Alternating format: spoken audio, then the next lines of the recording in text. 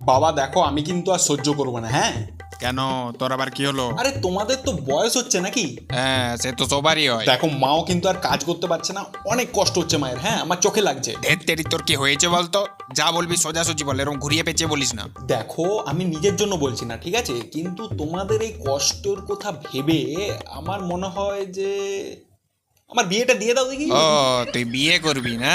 আবার এটা ভেবো না যে আমার বিরাট ইচ্ছে, আমি বিয়ে পাগল হয়ে গেছি। হ্যাঁ, আমার একটু কোনো ইচ্ছে নেই।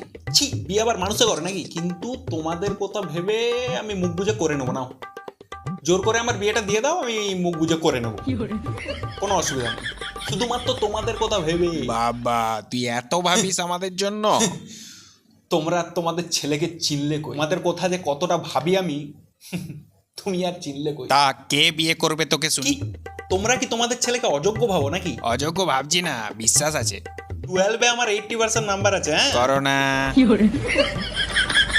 আমি বিএসসি নার্সিং করেছি। রামু, এ আবার রামু, কাজের লোককে ফ্যামিলি ম্যাটারে কেন? জি বাবু বলেন। বলছি তোর কোয়ালিফিকেশনটা কি রে? বাবু এই হলো গিয়ে আমি বিএসসি নার্সিং করেছি বাবু, কাজ বাজ নাই। বাবা, তুমিও না অপমান করবে, আড়ালে করো বাড়ির কাজের লোকের সামনে। বাজে না বকে, ফ্রিজে জল ভর যা। তাহলে বিয়েটা দেবে না?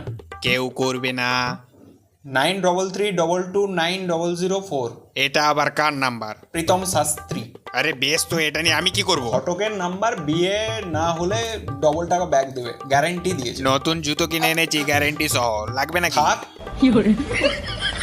শেষবারের মতো বলছি, 4-5 লাখ টাকা কোনে পণ দিলে নিয়ে চলে যাবে বলেছে।